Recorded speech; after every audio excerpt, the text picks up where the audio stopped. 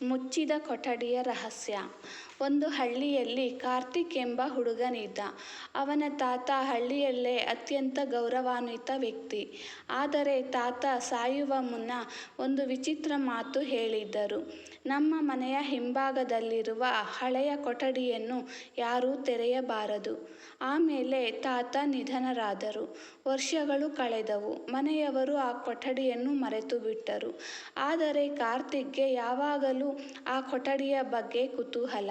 ಒಂದು ರಾತ್ರಿ ಭಾರೀ ಮಳೆ ಸುರಿಯುತ್ತಿತ್ತು. ಮಿಂಚು, ಗುಡುಗು. ಆ ಸಮಯದಲ್ಲಿ ಆ ಮುಚ್ಚಿದ ಕೊಠಡಿಯೊಳಗಿಂದ ವಿಚಿತ್ರ ಶಬ್ದ ಕೇಳಿಸಿತು. ಟಕ್ ಟಕ್ ಟಕ್. ಕಾರ್ತಿಕ್ ಭಯಪಟ್ಟ. ಆದರೆ ಕುತೂಹಲ ಹೆಚ್ಚಾಯಿತು. ಮರುದಿನ ಬೆಳಗ್ಗೆ ಅವನು ಕೊಠಡಿಯ ಬಾಗಿಲು ನೋಡಿದ. ಬಾಗಿಲಿನ ಮೇಲೆ ದೊಡ್ಡ ತಾಳೆ ಇತ್ತು. ಆದರೆ ಅಚ್ಚರಿಯ ವಿಷಯ ಏನೆಂದರೆ ತಾಳೆ ತೆರೆದಿತ್ತು. ಇಷ್ಟು ವರ್ಷ ಯಾರೂ ತೆಗೆಯದ ತಾಳೆ ಹೇಗೆ ತೆರೆದಿತು ಎಂದು ಅವನು ಯೋಚಿಸಿದ. ಅವನು ನಿಧಾನವಾಗಿ ಬಾಗಿಲು ತೆರೆದ. ಒಳಗೆ ಹಳೆಯ ಪೆಟ್ಟಿಗೆಗಳು, ಪುಸ್ತಕಗಳು, ಧೂಳಿನಿಂದ ತುಂಬಿದ ವಸ್ತುಗಳು ಮಾತ್ರ ಇದ್ದವು. ಆದರೆ ಗೋಡೆಯ ಮೇಲೆ ಒಂದು ವಾಕ್ಯ ಬರೆಯಲಾಗಿತ್ತು. ಸತ್ಯವನ್ನು ತಿಳಿಯಲು ಧೈರ್ಯ ಬೇಕು. ಅದರ ಕೆಳಗೆ ಒಂದು ಚಿಕ್ಕ ಕೀಲಿ ಇತ್ತು. ಕೀಲಿಯ ಜೊತೆಗೆ ಒಂದು ಪತ್ರ. ಪತ್ರದಲ್ಲಿ ಬರೆಯಲಾಗಿತ್ತು, ಕಾರ್ತಿಕ್, ನೀನು ಈ ಪತ್ರ ಓದುತ್ತಿದ್ದರೆ ನನ್ನ ರಹಸ್ಯ ತಿಳಿಯುವ ಸಮಯ ಬಂದಿದೆ. ಕಾರ್ತಿಕ್ ಬೆಚ್ಚಿಬಿದ್ದ. ಅದು ಅವನ ತಾತನ ಕೈಬರಹ.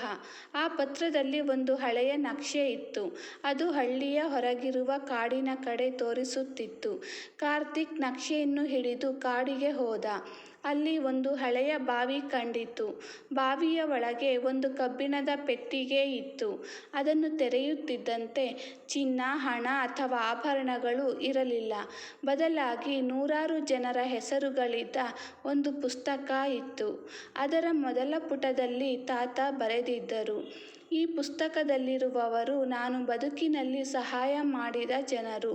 ನನ್ನ ನಿಜವಾದ ಸಂಪತ್ತು ಹಣವಲ್ಲ, ಜನರ ಆಶೀರ್ವಾದ. ಆ ಕ್ಷಣದಲ್ಲಿ ಕಾರ್ತಿಕ್ಗೆ ತಾತನ ನಿಜವಾದ ರಹಸ್ಯ ಅರ್ಥವಾಯಿತು. ತಾತ ಕೋಟ್ಯಾಧಿಪತಿ ಅಲ್ಲ, ಆದರೆ ಅವರು ನೂರಾರು ಜನರ ಜೀವನ ಬದಲಿಸಿದ್ದ ಮಹಾನ್ ವ್ಯಕ್ತಿ.